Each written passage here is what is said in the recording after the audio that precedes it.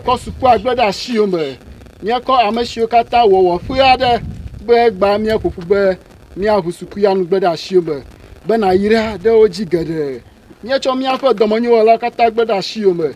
wa mo yo kata o de shi ade be nkeke si anya jijo nkeke lata ma fufu la ma uvila la ma go go go amen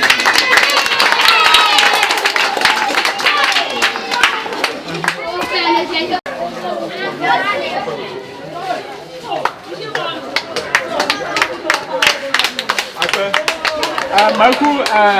let me walk with me that get a glen.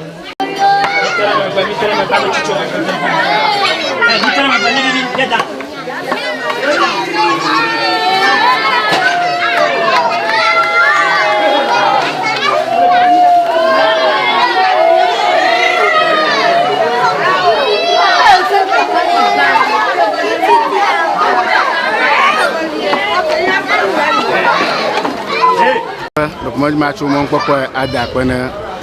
Princess of Promise to ba yima anglo agbanana mu nglomi bo okwe adam jigara na anglo agbanana NGO de gbananglo no fi atama va o do ko jebo wo na ile gbananglo malie alu ko do u na naga nanya lisi Princess of Promise to pamaga ko ngba ba yo ko do ma no nglo agbanana yo cost of the project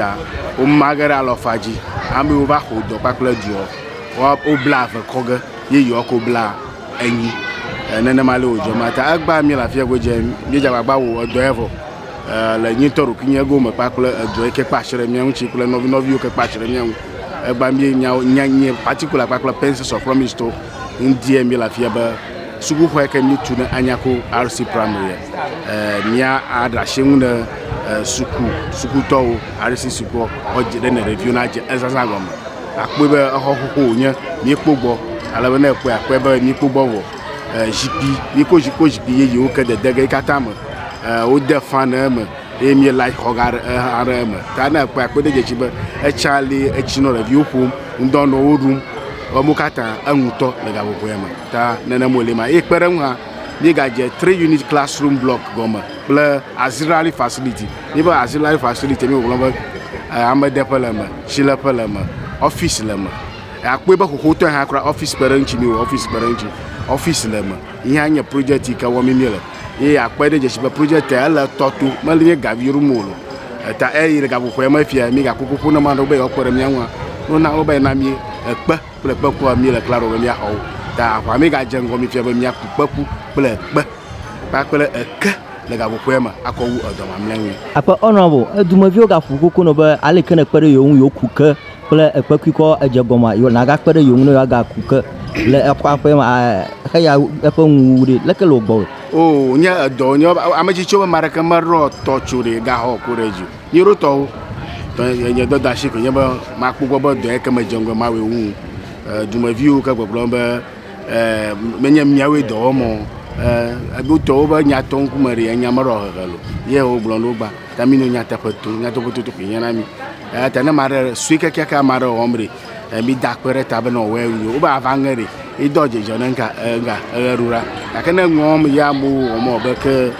wo de manana ko mu na ami anya no mlanya is demoralizing ta nya de tore no bujiri na masana na gomani ore gomani na mo le nyima shishim no hu 5 days 10 days mi ano kan vi afi ba kana bo na abe ya glonyara mi ano vi aro na be bless ala fi bless ba hey Pra Raymond ore Raymond va yepo afoto vi omo ton ya no ye ba ma sha ma va gbe do be mu ga va ga ba 50 cedis a day mo be ma no kam no tamara kuku no dudo 50 ma ha mi ato yo ka o ga nu boro jinfu o bo ba fu plera loji ma o ga no ga bubu charging tana ma va doya kata na ba ya gbegbe igbe mara ke ba mo baba go ko apoto bi o mo ton ya o ko ba china dogbo o woni ha na mo ho ga ba jimra kana ha afi mo ba no ho sam no ta no nya ba me aglo ba nya ko do ma ke no te fa wo do ha ko dike kare ke mele mo apoto bi o mo to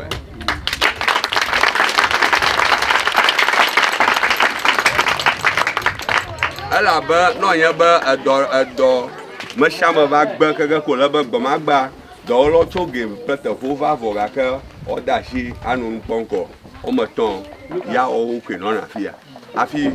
na me ve ton va amona jo ala ba 50 series amagara ko ba madana raka adunlolo ta o choro kwiko sacrifice ano do ma o ta agba do ma he mi no ngbladamo afi khoya na wunu tutu ba kuku afi agodia na akpare lia mi adena re bi yawo aro mi adena re kaje yawo ala ba ifa do kata no ba du ofa by day manya ba mi odu do sunday o he oba no wo do Messi no vako capital vako o moton ya o ko vana tefa to afoto hey ya ano no ogbo eji amusham no robo yo mlo yin haro no ogbo kona ogbo kona amusham no fi Jonathan ni da pe no na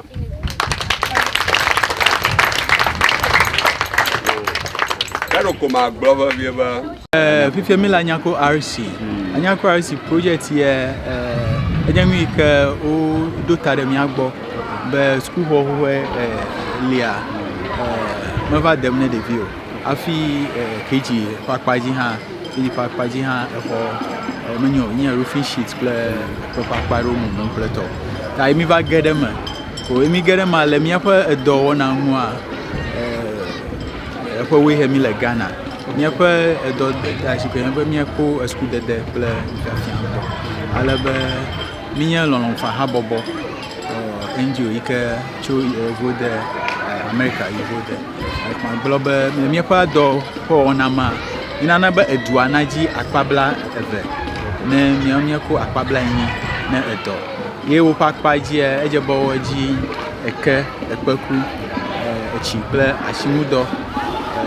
akpede me pa do nchi ala ba la pa afie pa do ma me pa MP na to kakwe ekede eduanchi nya ba ji ekekle ekpeku afi edua ewo ashimudo alaba le miape do na ma mi ba mia renovate hoton ongo ton ike afia atu hongo eton bubu akede eduanchi le mo so ma echi pleto ro va refu na edo davana me do hede mo gbe kake emigere pe mo ko mi ba emi innovation anchi na keji toko suku jagon je bo gerema agba mi fa baba ko nyame mi adashi keji pakpa je ke mi renovation an ala bo gerema bo ala bo mi aji material eduana ji pakpa ji kote o mi le cloud research ko chi handi di la project ko mi aba wu hongo ko ike yami mi onto wi je ko ado afi